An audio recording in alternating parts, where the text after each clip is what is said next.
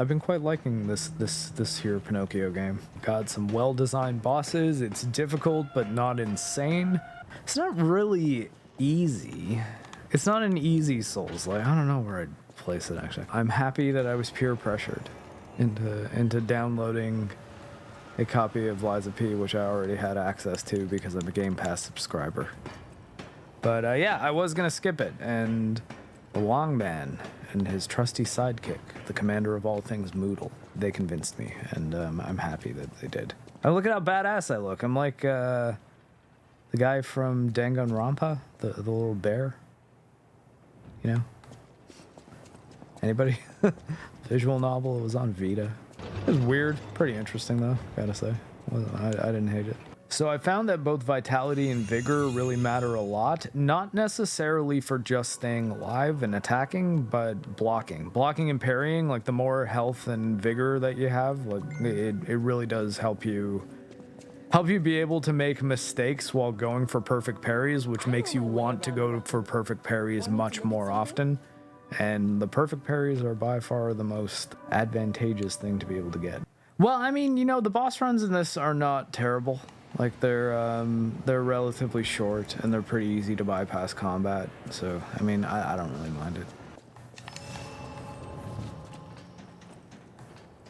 That is kind of nice that they leave your lost souls outside the boss room and they don't trap your progress inside with a boss that you might be stuck on. You just grab your progress right on the outside. If you want to take the walk back, bring it to a place where you can level up, go ahead, do that.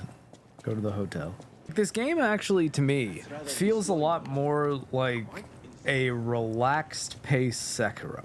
It's somewhere between Bloodborne and Sekiro as far as the way it plays, because you really do have to be thinking about parrying a lot, almost as much as in Sekiro. Not as much, because Sekiro is constantly parrying in pretty much every enemy encounter.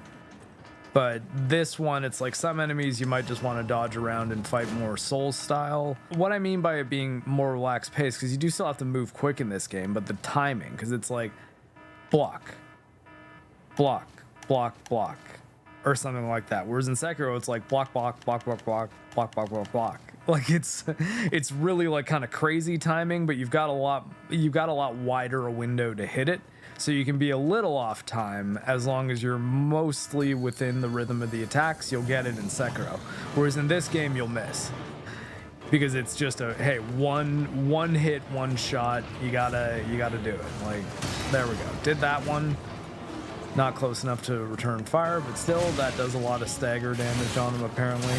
But proccing status effects is generally pretty good for dealing damage in this game. I realize I should make better use of my fulminous. And both of my other skills here, like those two can give me more shock damage for later. Though the heal I need to keep handy because I suck. Really good structure in this one too. Like it's linear in a way that feels very comfortable. You never feel like you're lost for too long, you know? And that's a good thing. Oh, come on.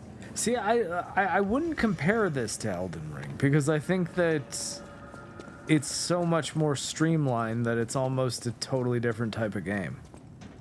You know, like I think it's closer to Demon Souls, really. Demon Souls, I guess, it's even more structured.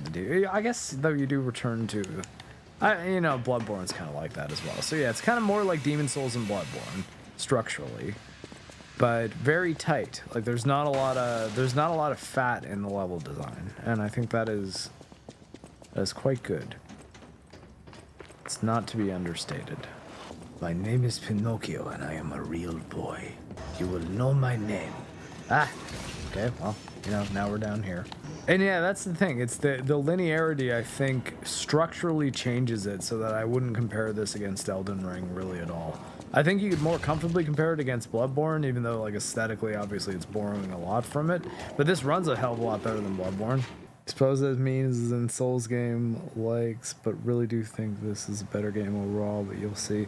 I mean, like, yeah, I'm enjoying it a lot.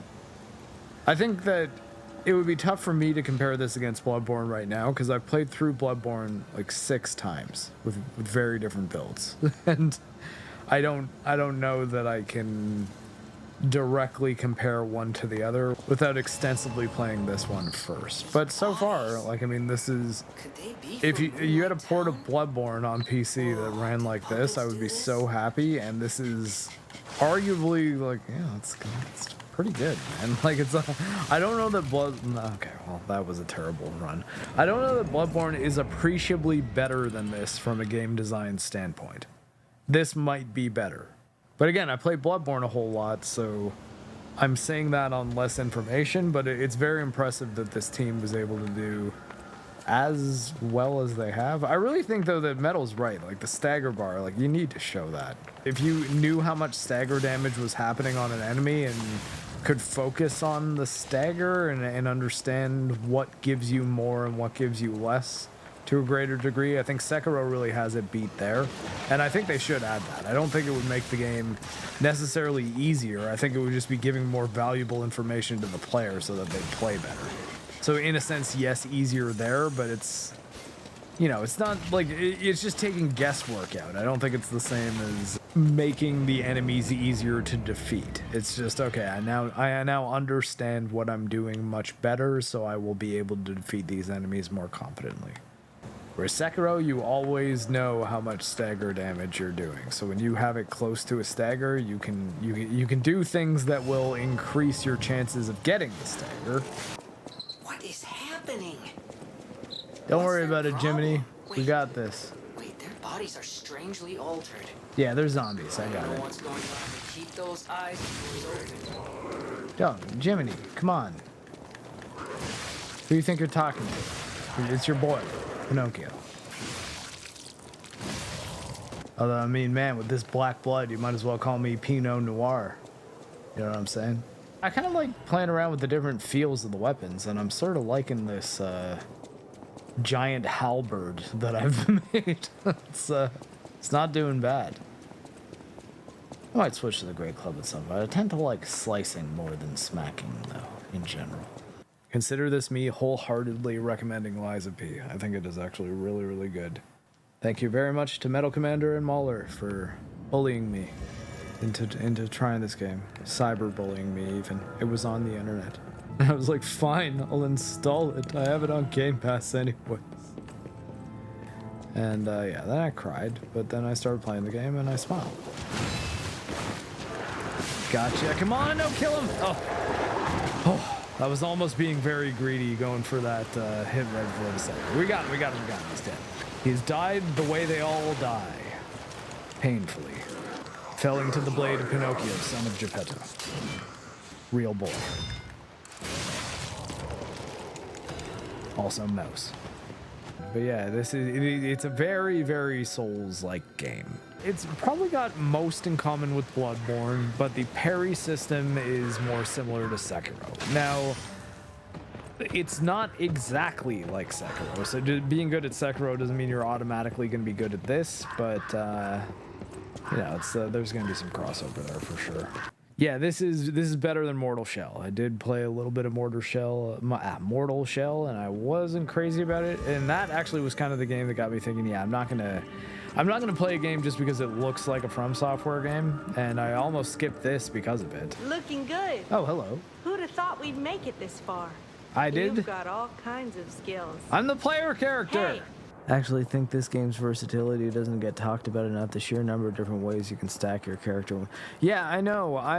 One of the reasons I've been playing this as much as I have is because I don't know, man. This is one of the better examples of this genre, I think. It's really good. It's very hard, but it's really good. I think it's better than a couple of the From games at least, and not only Dark Souls 2.